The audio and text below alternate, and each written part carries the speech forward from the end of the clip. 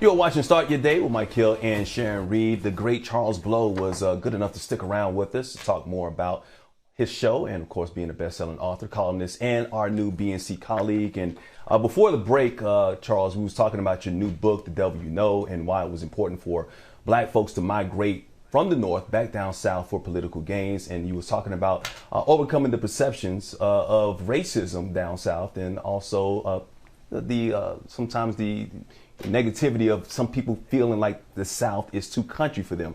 Why is it so important? Well, we were talking about how racism is ubiquitous in the country, and that's part of the negative side of America and part of the thing that might push you out. But what should draw people is economic opportunity, which has always drawn people in cases of kind of voluntary migration in America. And when you look at economic data where the black middle class is thriving, for instance, Forbes does a list of this every year. I took the year 2018. Half of that list is cities in the South. When you look at places where black-owned businesses are concentrated, the Southeast ranks highest on that list. When you look at where black median household income has risen, the South does incredibly well. And part of that is that there are now 1,200 majority black cities in America. 90% of those are in the South. In fact, during the Trump years, there was a surge in black leadership, much of that on a municipal level, those meaning mayors of black cities were in the South. The political power is already surging in the South. Georgia is a great example of that, where activists and organizers were able to organize a tremendous amount of vote here in the state of Georgia, delivering the state to a Democrat for the first time since 1992, and also electing 2 state senators. And part of that is because they're organizing. The other part was because of reverse migration. The black population of Georgia doubles from 1990 to 2020. And that is important. That is what power looks like on a state level. I feel like when you talk, Charles, it's like church. Every time you speak, it's like church, at least for me. I want to turn more to you as a commentator, and then the pivot, right, to a full show host. You talked about some of the challenges being pitted against you, a nemesis there. I can recall watching you on another network one night, and you were angry at some point. You were emotional. And I remember a friend turning to me and saying, "Oh, he's always angry." I said, "No, that's not true. Number one, words matter. But number two, shouldn't he be?" In this conversation, you were arguing your very existence. And I wonder if we'll see the fire, flashes of that passion and emotion with you at 10 p.m. right here every night on this network, absent that nemesis. Can you speak to that? Well, I think what's important for us all as black people is to remember our own humanity, that we must show up as fully realized human beings all the time. And you can't be afraid to do that. You can't, sometimes you will be happy and sometimes you'll be sad. Sometimes you'll be serious and sometimes you won't. Sometimes you'll be angry.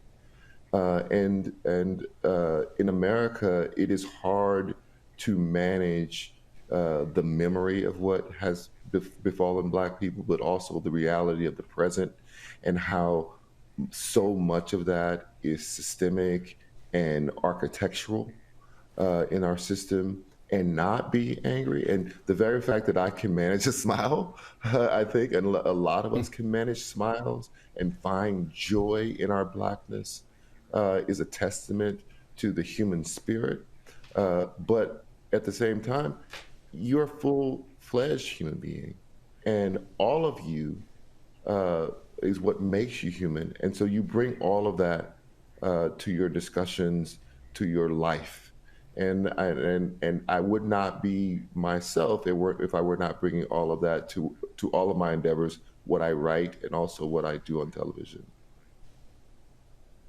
Charles, what kind of guests can we expect to see on your show? As you mentioned, you don't want to sit on there and you don't want to argue all the time, but we're not a monolithic society as well. So we know there are going to be people who come on your show who don't always agree with you. So give us an idea of the type of people you want to have on your show, and will there be room for that type of debate? Well, absolutely. Listen, debate is not the problem, I don't believe. But I do believe that for Black people, news is not confined to the back and forth or partisanship. That I think it is bigger than that. I think that we see our lives and our challenges and our joys and our accomplishments as bigger. And I want to bring the fullness of Blackness to the show. I want it to be smart and literate and analytical. I want it to be serious, but also joyful.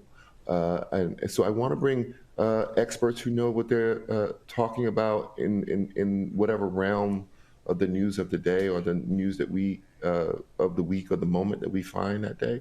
But people who can speak to it intelligently, and there's no problem with people with a different perspective, particularly ideological perspective. There's no problem with a conservative Black person. In fact, a lot of people Black people are socially conservative. The reason that they're not Republicans is they just can't countenance the idea that Republicans have seemed to bait and attract and intentionally woo people who are racist.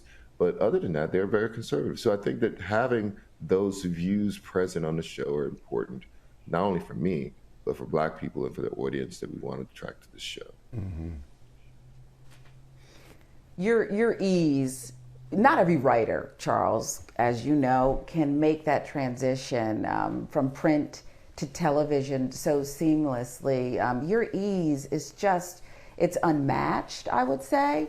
What would you tell others out there watching who feel like they live this duality? You know, they show up on their jobs and they have to put it on or shine it on, if you will. And then in their personal life, they let their hair down, because it can be an emotional roller coaster. It can be a mental health roller coaster. Well, listen, every employee to some degree has a work face and a private face.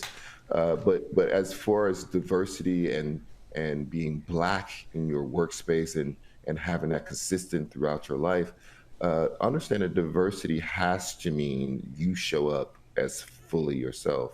You know, I've been in a lot of spaces where there are different colored faces, but their experiences are very much the same. They were all from elite families. They went to elite private schools. They went to Ivy League colleges. And so, yes, they had slightly different experiences, but they were all Northeastern or maybe California. They all had the same elite experience. Sometimes you have to remember that you're just showing up as you are, bringing with you all of the ancestors that you have, the parents that you have, the community that you are from.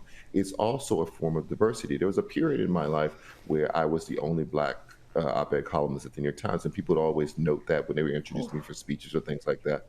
And I would say, yes, that is true, but I'm also the only one who grew up poor. I'm also the only one from the South. I'm also the only one who went to an HBCU. And all of that informs the voice that I bring to this column as much as anything else. And that, too, has to be the meaning of diversity. Wow. Well, we love your voice. And, Thank you know, so I much. could talk to you forever. I could talk to you about your impeccably groomed beard, your custom designer look that you show up with all the time. And I do owe you an apology, Charles. I was 6 minutes late to that car service that I got in a lot of trouble for that. And I said, you know what? I'm going to give him a public apology, because Charles Blow is never late. He's always on time. We thank you. We look forward to this show. It's an important show. We're honored to have you as our colleague. Charles Blow, the one and only, The Devil You Know. Go out and buy it, okay?